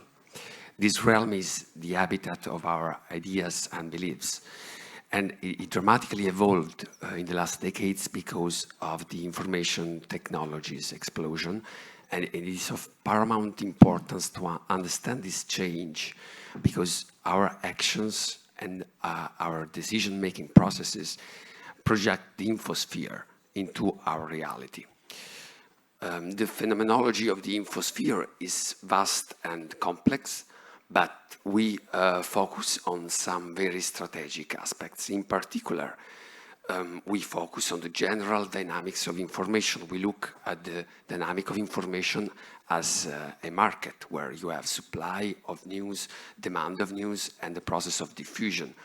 And what we are trying to do is to assess the status of health of all these information flows. Then we look also at the evolution of the public discourse. We look at the rise, competition, and fall of narratives and all the underlying values and identities that guide the development of our societies. Then, of course, we look also at the emotional level. So through the emotional analysis, we try to understand how people react to these narratives and what kind of emotions are triggered and expressed in the information dynamics online. This leads us also to analyze one of the major threats to the social cohesion nowadays, which is the polarization and the sterile disagreement, the hate speech, because it's crucial to understand the internal structure of polarization, how it works, and most importantly, what triggers polarization. On the other hand, there's also how to rebuild trust, which is one of the main weapons we have to fight polarization. So we track the trust flows, how we trust news sources, how we trust news outlets, and what makes a news source trusted even by very opposite factions, for example. And at the end of all this, there's also an effort to understand how the mechanisms that drive our exploration of infosphere, the so-called recommender system, are able to influence our opinion, how they change our perception of the world, and how we can design better systems that can have a positive impact, leading us to go outside of our comfort zone. So thank you for the invitation. I'm a sort of guest because I'm a social scientist doing a sabbatical here with hard scientists. So it's very difficult to talk about infosphere because there are lots of common sense, and we always talk about fake news every day, and so I will, in a few minutes, I will say 5 concepts. The first one is I would prefer to use the concept of public sphere as a social scientist, which is a construct of the German philosopher Jürgen Habermas, which was a great researcher. And in his view, I mean, the public sphere is a sort of place, also a virtual place where we share views, we discuss, we have information and news, and sometimes we emerge with common and shared views, okay? And as a second concept, as Pietro said, this public sphere has changed a lot in the last few decades. So in the 70s and 60s, we had a sort of top-down situation in which traditional stakeholders, such as traditional publisher, diffuse information and news and opinions, okay? Now, of course, we have not a bottom-up system because these are really a fake idea, but we have a nodal system, okay? In which this system is governed by rules and codes, internal rules and codes, sometimes we call a recommendation system, ranking and targeting algorithm, and all this stuff. And so this is so true that the European Commission this year has introduced 2 pieces of regulation, and it identifies some of the largest online platform as the gatekeepers for both the digital markets and the public sphere. As a counteract, there is a declining role of traditional stakeholders, and especially traditional publishers. So with a waning reputation, and they are also struggling to find new business models. So we have a new ecosystem, we have a public sphere, and it's not new that we have different opposing opinions. What is new that we are lacking of mechanisms that try to find shared views. This, for me, is the real point, is that there is no one mechanism that makes all these different opinions converge to a shared view. And this is a big problem. And sometimes we call this situation a post-truth, but in reality, I mean, this is a quotation from the philosopher Yuval Noah Harari, say that this is the era of post-truth, when exactly was the Alchon age of truth? And of course, there is no. The idea is that what triggered the new situation was this movement through a new public sphere. So, and with this, of course, we have also what we call the infodemic. So, well, infodemic is, I mean, is a new term that means a rapid, far-reaching spread of both accurate and inaccurate information and news. And these, as economists, remind me a very old financial law from a merchant, English merchant of the 16th century, which was Sir Thomas Gresham. And Sir Thomas Gresham talking about the financial system, said that many times the bad money drive out good money. And it seems to me that sometimes in our new public sphere, the low quality information is to drive out the good quality information. And probably this is why we are doing all this. We are having an event for a new technological laboratory. Yes, but if on one side we do a lot on the research side, and that's amazing, but it's not enough. We need to bring these results, these technologies into the real world to have an actual impact. So that's why we started another initiative. That is the Lab for News initiative. It's another public-private collaboration between Sony CSL and Centro Fermi. And the idea is exactly to bring the research out of the lab. So in which way? We want to engage the communities involved in the infosphere. So journalists, editor, but not just them, also authorities, institutions, organizations, NGOs, all the main actors in order to develop together, design together research and development activities that could lead also to new business opportunity for them. So on one hand, the idea is to make all the recent technologies available to them. We have had incredible advances in artificial intelligence, machine learning, natural language processing, opinion dynamics, data science, complex system. And we want to make all of this available to all these actors in order to put them in position to make their own innovation. On the other hand, we also want to learn from them. The idea is to learn from the people on the battlefield of information, which are the open issues, which are the possible research line, the most important questions to be answered, in order to really define together these paths of research and development. Some example could be the creation of new tools to exploit the information quality, to give back value to information quality, while at the same time improving the experience of the readers. In this sense, it has to be a win-win. You have to do something that is better for the information, but it's also good for business, otherwise it won't be sustainable. But also what we would like to do is to provide a scientifically validated tool for policymaking.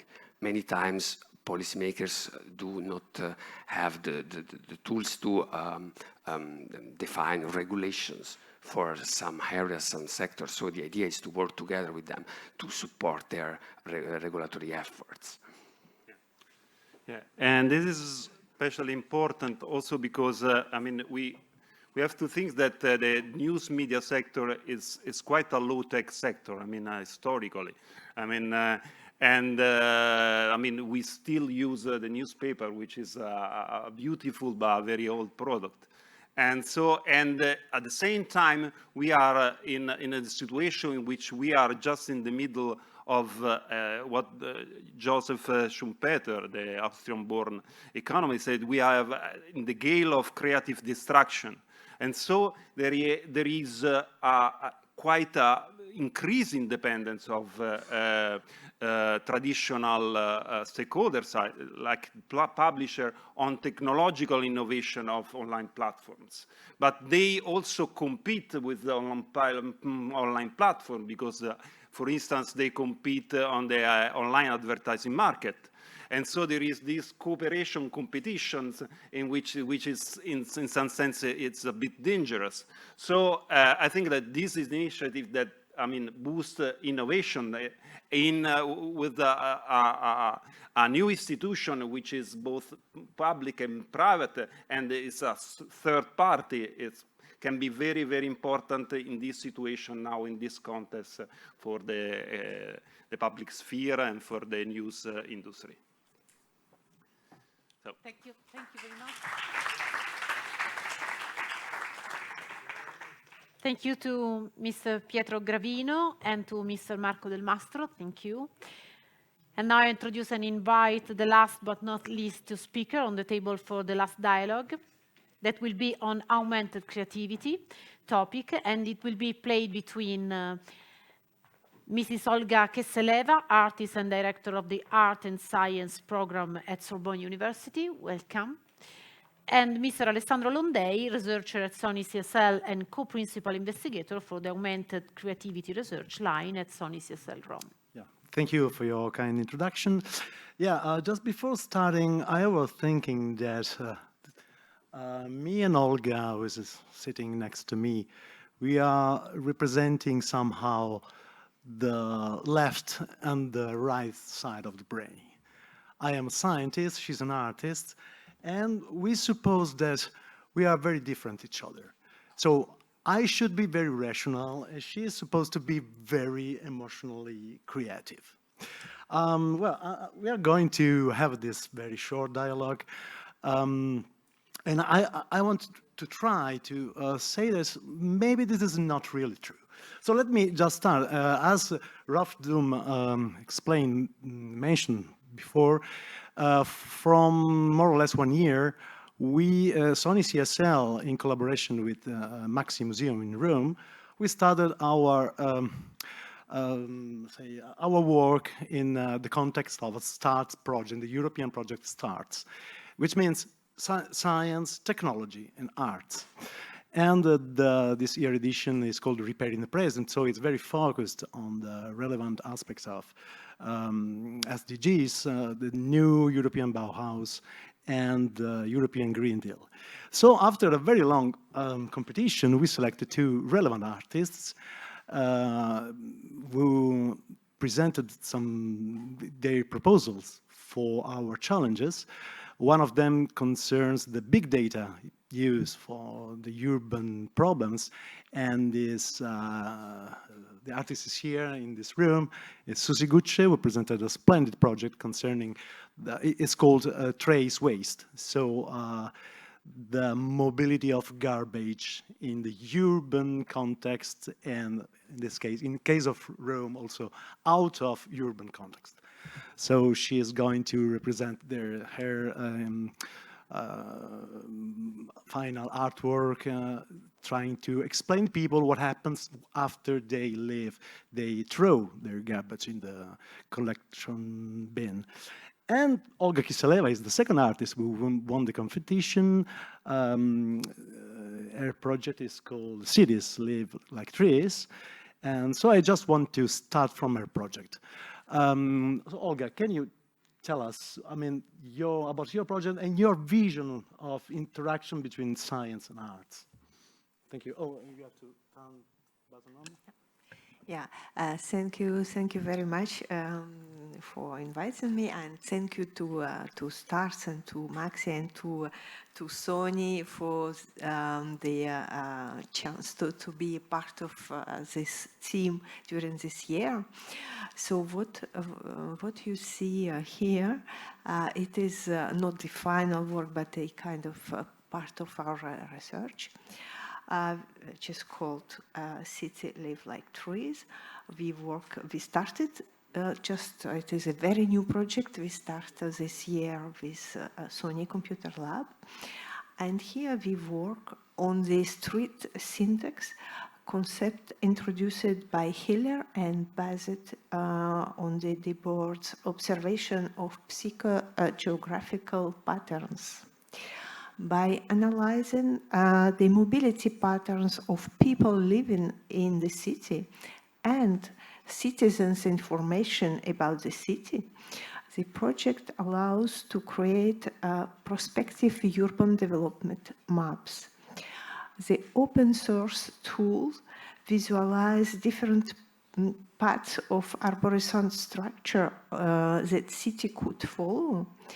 And the final program will not only produce beautiful images, but it should allow citizens to consider ways to optimize the city development by planting more trees. So let's leave it growing, and then you will see how it can be. Yeah, actually, the video was running in the background is the representation of this concept by Olga. So let's start the main topic of that we decided to talk about with Olga, and which is, I mean, we all know that science and arts can collaborate, and historically, science often has been a very important tool for some new arts. I like to mention the effort by Bartolomeo Cristofori, who invented the first version of what he called fortepiano. And after that, it was built the piano. And at the end of the 17th century, after less than 1 century, the harpsichord, who was the leader in music before that, just disappeared. It was a terrific revolution for music and for creativity. Actually, we still use piano and no more harpsichord. So science, through technology, supported arts. But what about the opposite? It can be that arts can support science somehow. So this is the question we would like to explore a bit, very shortly. Olga, can you give us your opinion about that? Yeah, of course. Art and science relation is not only the 21st century invention. Leonardo da Vinci has already shown how can art advance scientific progress. His remarkable capacity for observation made him a brilliant artist and brilliant scientist. His portraits were groundbreaking because Leonardo was the first to show accurate musculature in the face and neck. He also noticed the difference between arteries carrying blood from the heart and the veins bringing the blood back. So, as a scientist, he drew the first accurate models of the human circulatory system. Beyond applying his artist perception capability to scientific topics, Leonardo took on artistic and engineering challenges that built on his knowledge of geology, hydrology, botany, and much more. But that integrative spirit inspired other legendary artist-scientists such as Albrecht Dürer, Louis Pasteur, or Buckminster Fuller. Some scientific discovery would never happen without art. Thus, in 16th century, it was the German artist Albrecht Dürer who created the theory of perspective. Louis Pasteur, my colleague from Sorbonne, was training in making portraits. It helped him to understand chirality, the mechanism by which molecules can take left-handed and right-handed forms. Some artistic production triggered a scientist or engineer to make a connection or think in a fresh way about the problem that they are working on. Einstein claimed that music underpinned his insights that lead to his theory of general relativity. Seeing an Escher prints of fish arranged in a gear stimulated the chemist Adrian Simon to produce the first DNA-based nanotechnologies. So maybe let's stop here today, but there are still many stories describe how mirror paintings, Calder mobiles, or Stravinsky symphonies inspired 20th century researchers. Yeah, thank you, Olga. Yeah, you mentioned a lot of very relevant persons who, okay, mainly they were artists, but they were connected with science at certain point, and they developed something more interesting, some new tools, some new devices for creating, for exploring, and the creativity for arts. But actually, I try to explore what is known about arts driving science. And actually, there's nothing. And in my opinion, it's quite straightforward because actually we are supposed to be rational. So how art could just give us some support? Maybe I can have some good mood if I listen to Mozart when I use my mathematical tools. Well, actually, I'm not sure about that. As a scientist, I know that the most relevant steps in science happen because of intuitions, because of insights or serendipity events. Usually, a scientist can imagine something, then maybe he can try to explore or to experiment this intuition. And then, or at the same time, he can try to formalize with mathematical tools what it imagined. So in my opinion, both artists and scientists are living the two faces of a coin. And the coin is creativity. So that's why in Sony CSL, we focused on what we call the augmented creativity. We, as Vittorio mentioned in the first part of his talk, we are not working on artificial intelligence in the mainstream, like, I don't know, other very important companies, because, okay, I mean, we cannot compete with them, but we are trying to use our physical knowledge to explore something new. We are trying to follow some very weird paths for artificial intelligence. Why? Because we want to give the machine or the device or whatever the ability to explore a space of what is does not exist now, or what is new, what is a novelty, what is unexpected. And this is usually this is not included in an artificial intelligent device. Now we are developing some theories, some approaches to give these machines the ability to explore something new, something which is not, I mean, it's possible, but it's actually is not probable, as Vittorio said before. And I'm sure that this approach in future can have some very important impact, not only for arts, but also for exploring new themes, new solutions, new paths for approaching and solving, say, addressing the main SDGs from United Nations. So, Olga, I think you want to add something at the end, and maybe we can stop. Oh, yes. Please. So we hope the place inaugurated today would help to restore this prominence to the power of the integrative thinking that Leonardo exemplified and which is developed today in the art and science field. Yeah, thank you very much. Thank you all for your attention. Thank you. Thank you to Mrs. Kesseleva, and thank you to Alessandro Londei. And thanks to all the participants of this dialogue session who focused the research topics of the Sony CSL Rome, and I wish you good work. And now I have the pleasure of introducing 3 women with different roles in the world of universities and research who carry forward their passion for science and evolution in their professional career.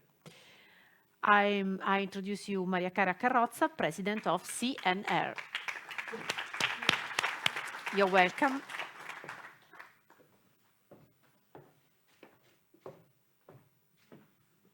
Thank you very much for your introduction, and hello to everybody. It's a pleasure to be here, so I thank you very much for inviting me to attend this inauguration. This is an important symbol for the city of Rome and for all institutions that are here in Rome performing research and also translational research.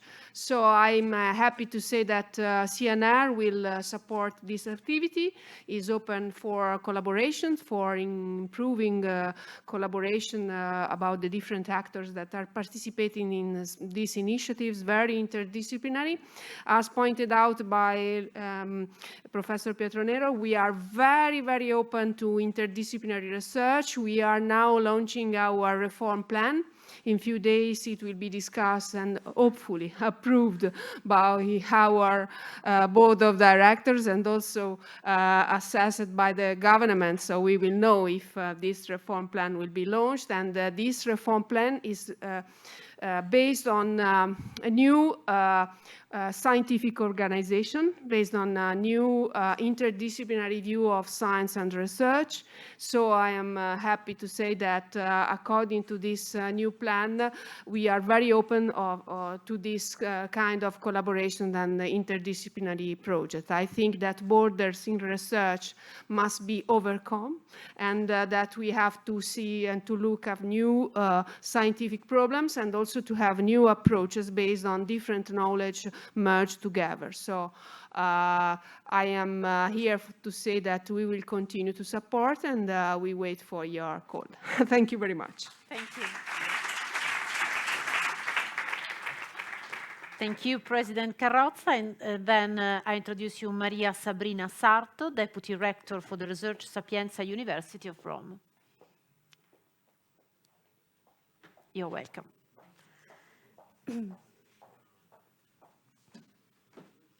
Thank you very much. Thank you for this beautiful event. I'm very glad to bring to you the greetings from our rector, Professor Antonella Polimeni, that unfortunately has not been able to be here today.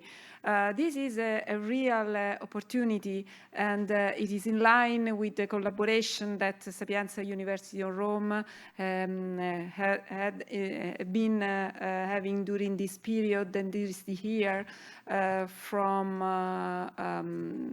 between the groups of Professor Loreto and the Department of Physics.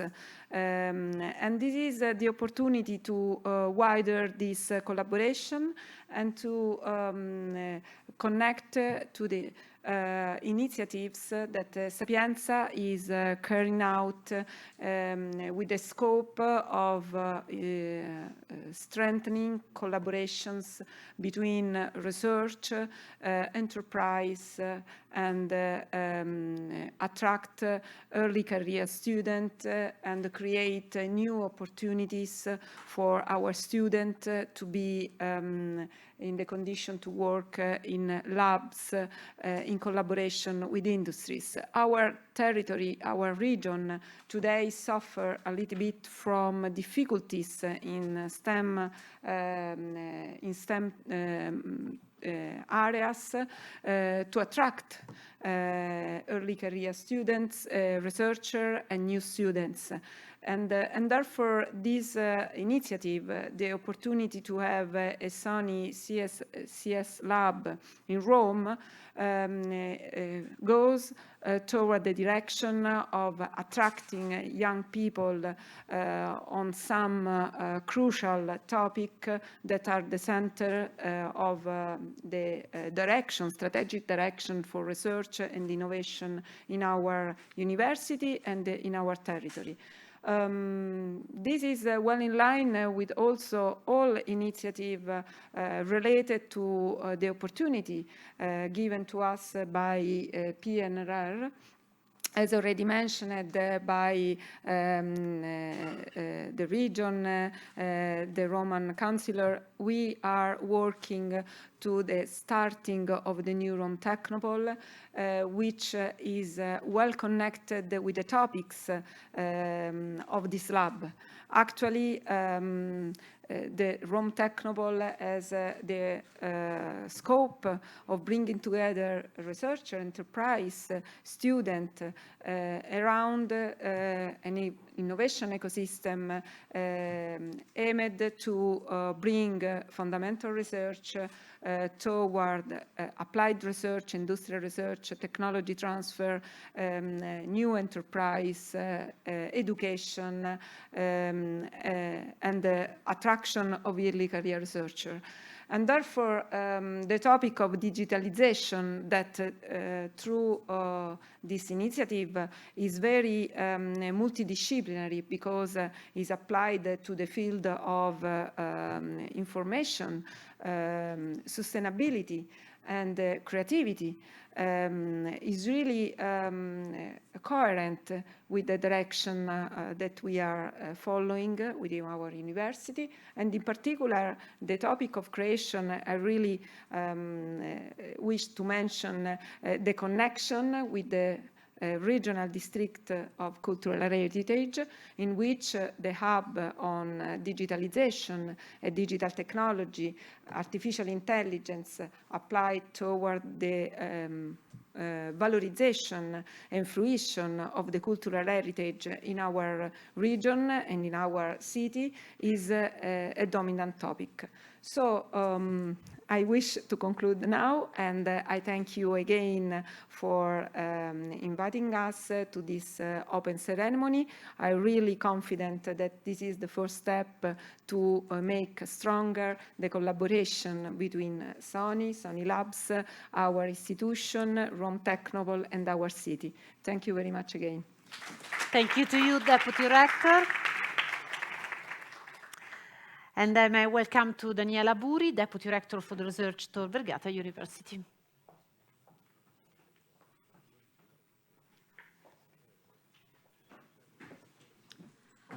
Okay, good afternoon, everybody. This is the last speech, so I have a tough job in front of me because I should say something has not been said yet, so it's difficult.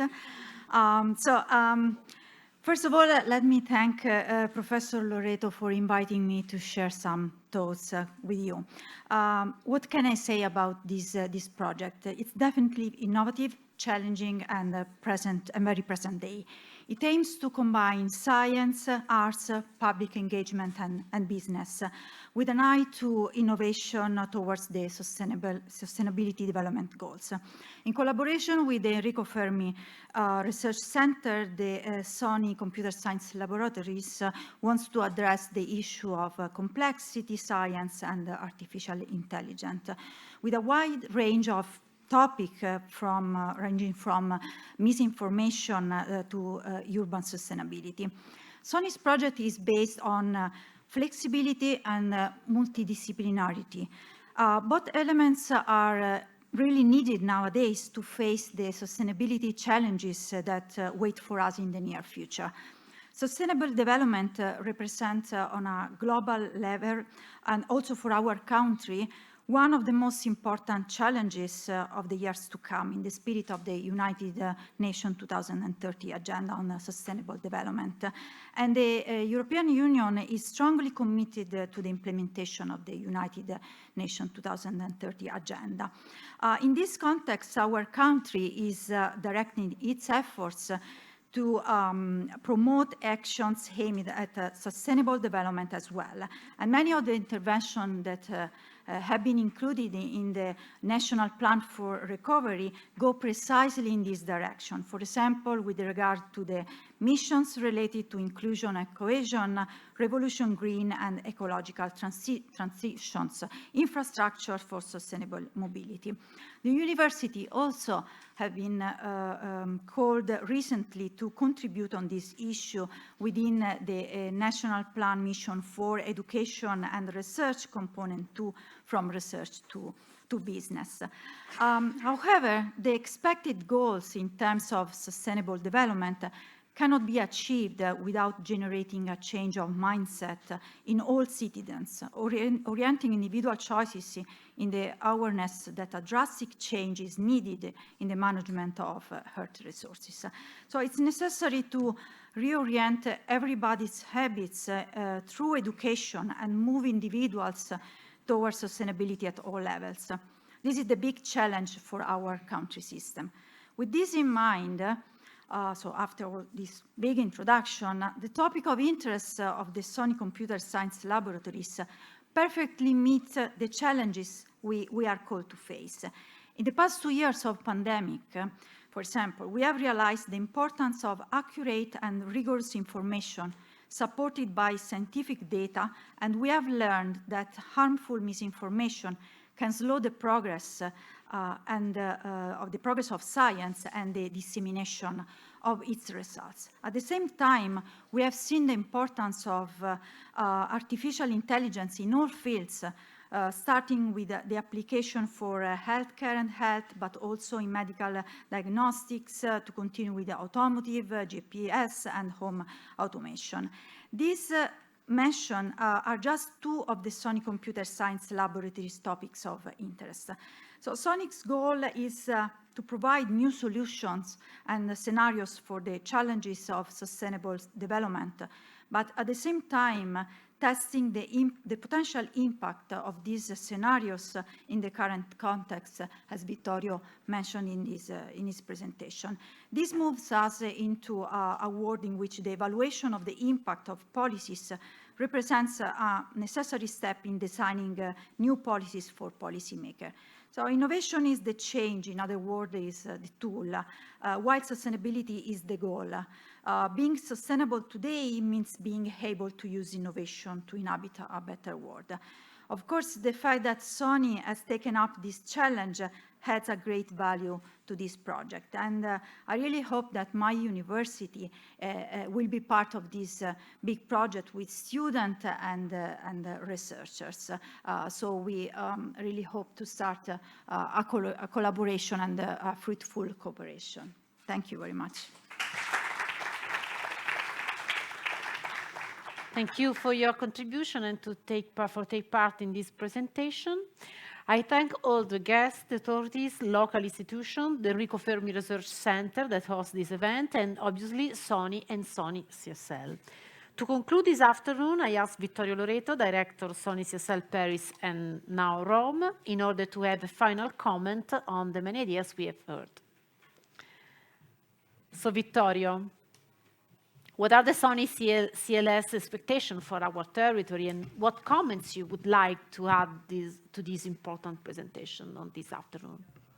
Okay. First of all, thanks a lot to everyone. It's been a long afternoon. I guess we're all exhausted. The expectations, I guess, are clear. The expectations are being able to collaborate with everyone, all the actors of the pipeline in addressing these difficult challenges. And I guess the main message, the main keyword is openness. So we are very open to interact with everyone and open to new ideas, also new ways to interact and collaborate. There are no preclusions whatsoever. Yes, that's all. So, our door is open, wide open, and yes, let's interact. So before moving to more pleasant activities today, and Barbara will tell us what we can do, of course, in addition to the cocktail, which we're all waiting for. I wish to thank everyone who made this possible. Of course, all the speakers today, all the contributors, but since my Alzheimer is galloping very quickly, I have the tendency to write down, all the people who made this event possible. Of course, in addition to all the people you saw already on stage. So I will perhaps ask Milena to pass the list like the final tale of a movie. There are two persons I like to thank personally, and in particular, who are Milena Di Canio, who are actually sitting, at the end of the hall there, and Elisabetta Falivene. They're been, taking an incredible charge on their shoulders and coordinating, and as you can see, an incredible number of people from Sony, but from very different institutions, from CREF, Sapienza, and of course, all the contributors. So thanks a lot. A really wonderful thank to everyone. Thanks to all of you for attending this long and perhaps stressful session. And perhaps we can move to some more pleasant activities. Yes, I remember everyone that this event was live on Sony CSL YouTube channel, where in the next few days you will find the entire live stream and also the clips of individual speeches. Now it will be possible to do some cultural activities. So visit the Enrico Fermi Museum building. You have to refer to Miriam Focaccia. She will wait for the people who would like to visit the museum. And see the works of the contemporary artist Fernando Cobello, who created some illustration about the research teams of the Sony CSL Rome. And you can also try the VR experience in the Ettore Majorana room on the first floor. And for both of these activities, you have to refer to Alessandro Landei that wait for you. I ask Alessandro and Miriam to raise their hand and make themselves visible. So, perfect. You are over there, and Alessandro. Alessandro, I don't see Alessandro. But I guess we can already start moving to the courtyard for the... Alessandro is coming. Alessandro is coming. Yes.